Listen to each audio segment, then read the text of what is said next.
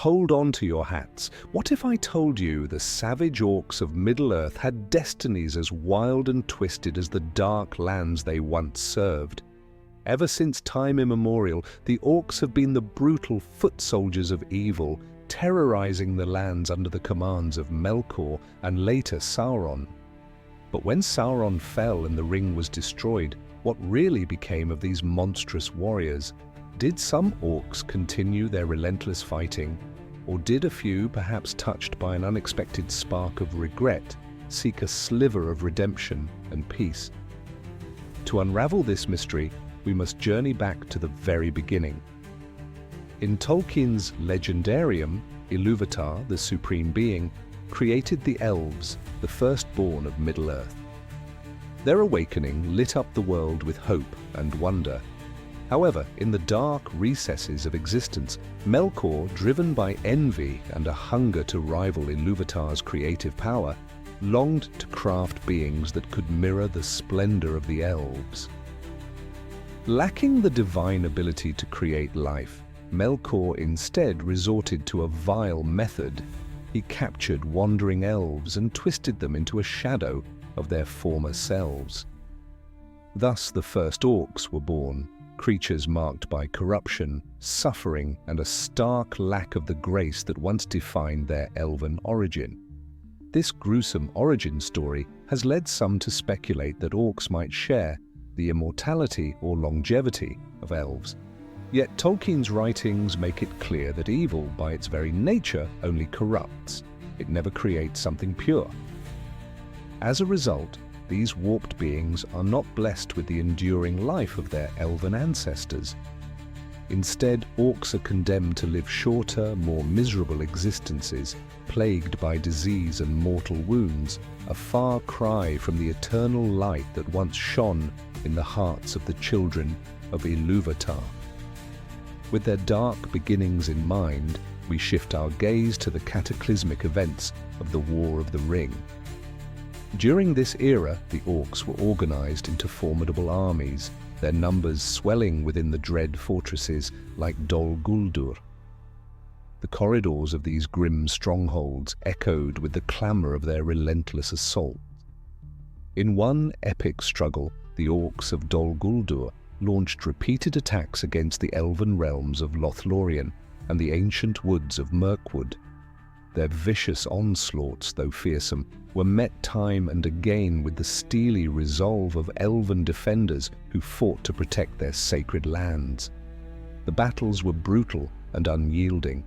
In the clash of steel and spirit, countless orcs fell, their bodies scattered in the chaos of war. Leaders like Celeborn emerged, rallying the surviving hordes in desperate charges across rivers and through forests, even as the enemy's counterattacks carved deep scars into their ranks. Legendary battles at Helm's Deep and on the plains of Dale saw the forces of darkness suffer crushing defeats. With each defeat, the dreams of the orcs crumbled further, leaving behind only remnants of a once formidable force. Yet even after Sauron's demise, not all orcs were extinguished. In the shadow of Mordor, some survived the collapse of their Dark Master's empire. Stripped of their unifying purpose, many orcs were overwhelmed by despair. Some, driven to the brink of madness, took their own lives or hid away in dank, forgotten pits beneath the earth, far from any glimmer of hope. Others, however, continued to prowl the wilds, clinging to the instinct to fight and destroy, as if the dark purpose that once commanded them still pulsed through their veins. Amidst this lingering chaos, an intriguing question emerges: could any orc ever turn away from their inherently corrupt nature? In rare moments captured in dialogue, we hear orcs musing about a life beyond endless war, a life where they might finally enjoy freedom, loot, and a semblance of peace, away from the oppressive shadow of their masters. But even this tantalizing possibility is clouded by the bitter reality of Tolkien's world. In letters and notes, Tolkien himself argued that orcs were, by nature, irrevocably tainted, born of sin and corruption, incapable of true redemption.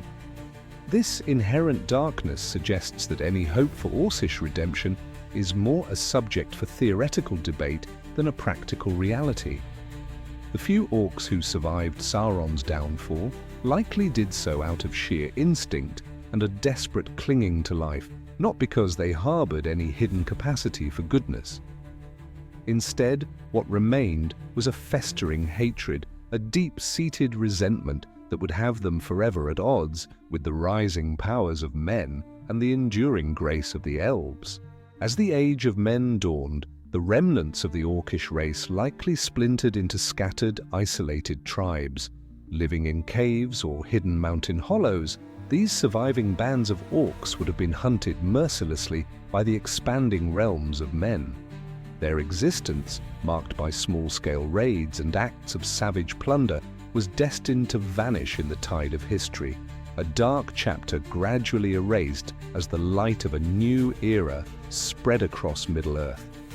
In contemplating the fate of these twisted beings, we are forced to ask, was this their inescapable destiny, or did the fall of Sauron set in motion a ruthless, almost genocidal purge of all that evil? As we ponder these questions, we are reminded of Gandalf's wisdom on pity and mercy, a bittersweet reflection on whether even the darkest souls might deserve a chance at redemption. Ultimately, however, Tolkien's narrative leaves little room for such hope. The orcs, it seems, were meant to be a fleeting horror, a malignant force that once their master was defeated would fade into obscurity, remembered only as a warning of the depths to which corruption can sink. So, as our journey through the shattered remnants of Middle-earth draws to a close, the fate of the orcs stands as a somber testament to a world in which even the most relentless evil is doomed to perish. Their story is not one of heroic transformation, but of a tragic, inevitable end, a dark echo of the past destined to be swept away by the unyielding march of time. In the end, the orcs serve as a reminder that in the grand tapestry of Middle-earth, every shadow eventually gives way to light, even if that light comes at the cost of witnessing unspeakable darkness.